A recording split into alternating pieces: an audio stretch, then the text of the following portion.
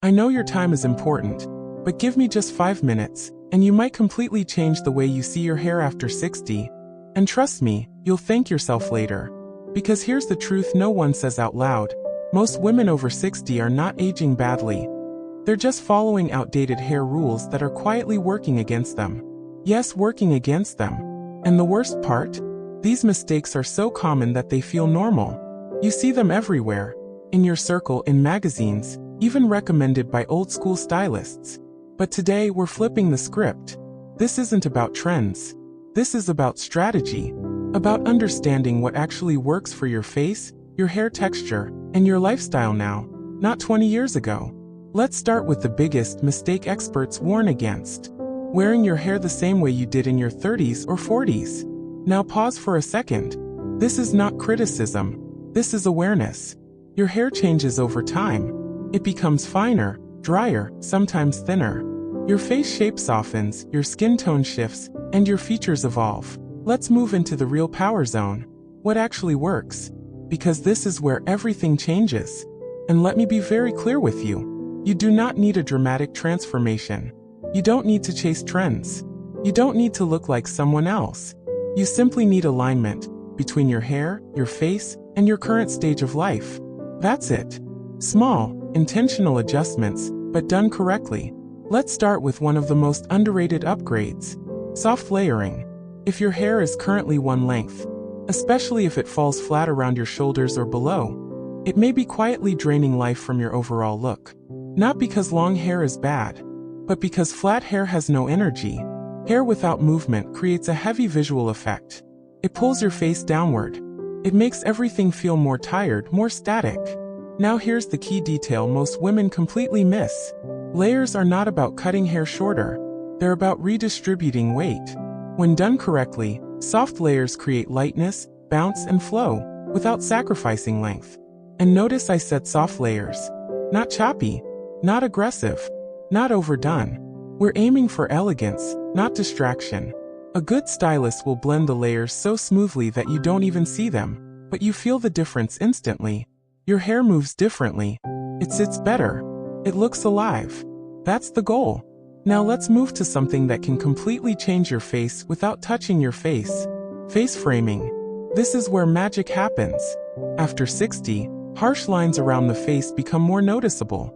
So when your hair is pulled back tightly or cut bluntly around the front, it can unintentionally highlight those lines. But when you introduce soft framing, gentle pieces that fall naturally around your face, you create softness, balance, and a subtle lifting effect. It's like contouring, but with hair. Even a slight curve around the cheekbones or jawline can make your entire face look more relaxed and refreshed. And here's a pro-level insight. The front sections of your hair matter more than the back. Most people focus on the overall cut, but the front is what people actually see. So if you do nothing else, improve your face framing. It's a small tweak with a massive return. Now let's talk about length, because this topic is filled with outdated advice. You've probably heard this before. Women over 60 should cut their hair short. Let's be honest, that's lazy advice. Age alone should never decide your hairstyle. What matters is proportion. Length can absolutely work after 60, but only if it's balanced. Here's where things go wrong. Very long hair with no shape can drag your entire look downward. It creates heaviness around the jawline and neck, making everything appear less lifted. But when length is combined with structure, layers, movement, and proper framing, it becomes elegant instead of aging. For many women, the sweet spot is around shoulder length or slightly above. Why? Because it gives you enough length to feel feminine and versatile, while still maintaining lift and shape. But again, this is not a strict rule. The real rule is this. Your hair should support your face, not compete with it. Now let's move into a subtle but powerful technique. Volume at the crown. This is one of the easiest ways to create a more youthful and balanced appearance. As we age, hair naturally loses density, especially at the top. So when the crown area is flat, it creates a collapsed look. But when you add even a slight lift at the top, something interesting happens. Your entire face appears more lifted. Your posture looks stronger. Your overall presence feels more confident. And the best part? It doesn't require complicated styling. A well-structured haircut can do most of the work for you. Even a simple blow-dry technique, lifting the roots slightly, can make a visible difference. No need for heavy teasing or excessive products. We're not going back to outdated volume. We're creating modern, natural lift. Now let's talk about something that often gets misunderstood. Hair color. This is where many women unintentionally age themselves. Flat single-tone color, especially very dark shades, can create harsh contrast against the skin. As your skin tone softens with age, that contrast becomes more noticeable. It can highlight fine lines, uneven texture, and shadows on the face. But here's the solution. Dimension. Soft variation in color. Not dramatic, not bold, but subtle. Think of it like light interacting with your hair. When your hair reflects light in different tones, it creates brightness around your face. And brightness equals freshness. This doesn't mean you have to abandon your natural color. Even gray hair can look incredibly sophisticated when it's well maintained, shiny, and blended properly. In fact, one of the biggest shifts happening right now is women embracing their natural gray, but doing it intelligently. Not dull, not neglected, but polished, luminous, and intentional. Which brings us to an important point. Shine matters more than color. Let me say that again. Shiny hair will always look more youthful than dull hair, no matter the shade. You could have the perfect color, but if your hair looks dry, lifeless, or rough, it immediately adds years to your appearance. Healthy hair reflects light, and light is what gives your face that soft glow. So instead of obsessing over changing your color, focus on improving the condition of your hair. Hydration, smoothness, care.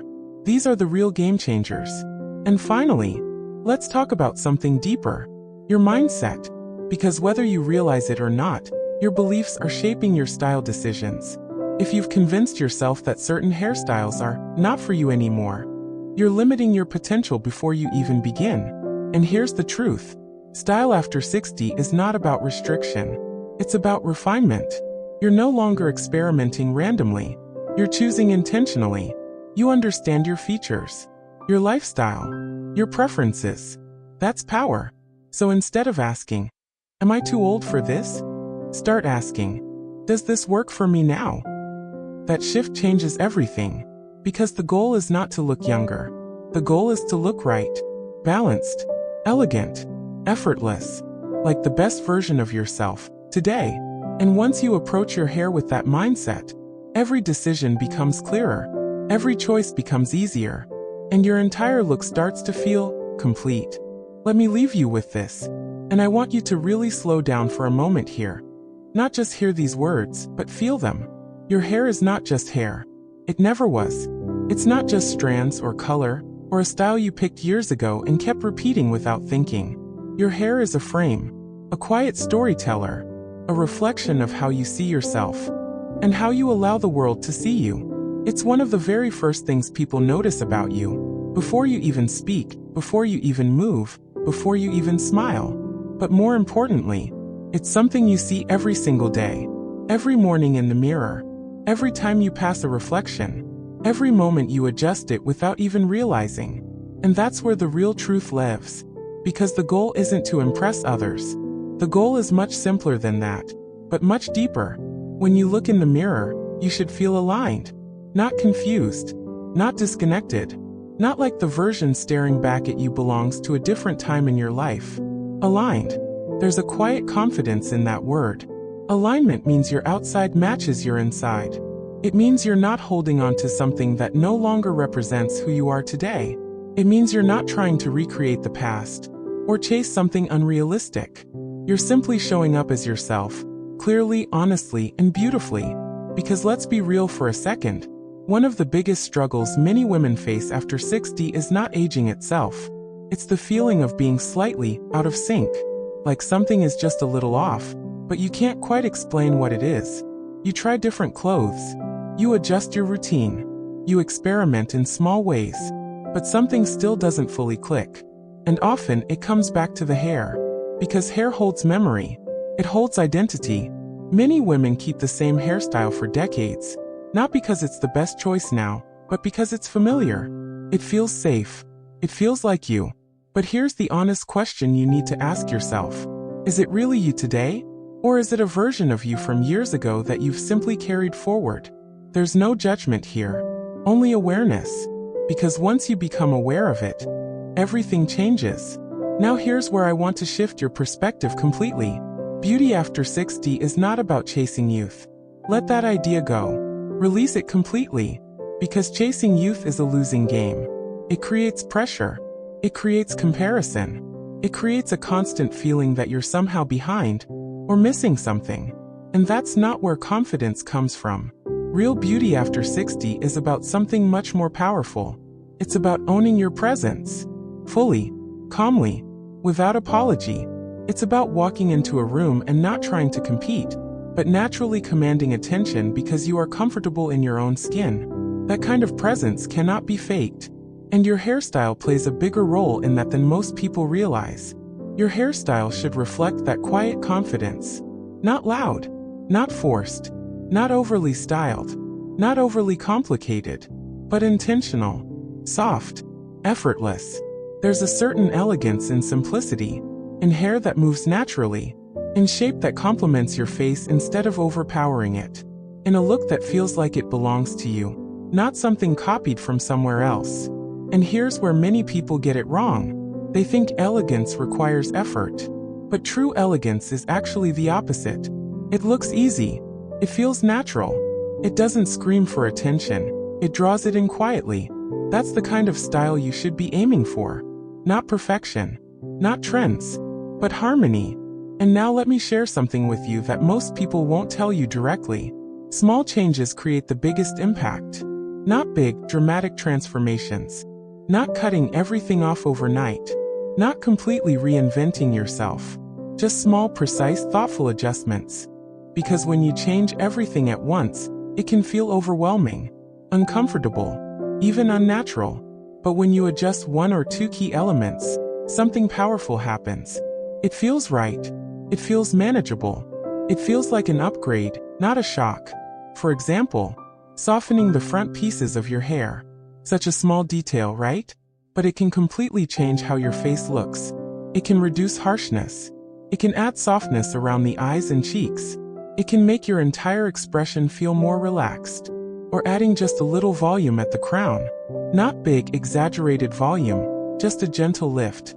That alone can make your posture look stronger. Your face look more lifted. Your presence feel more confident. Or adjusting your layers slightly. Not removing length.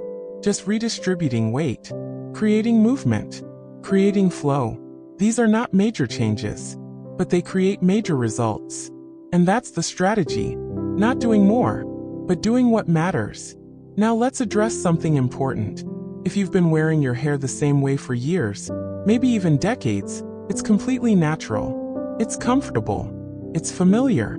It feels like part of your identity. So when someone suggests change, it can feel personal. Almost like losing a piece of yourself. But I want you to reframe that completely. This is not about losing anything. It's about evolving. It's about refining. It's about allowing your outer appearance to grow with you, just like your mindset, your experiences, and your wisdom have grown over time. Because you are not the same person you were 20 or 30 years ago. And that's a good thing. You've gained perspective. You've gained strength. You've gained clarity. So your style should reflect that growth, not stay stuck in a previous version of you. So don't see this as criticism.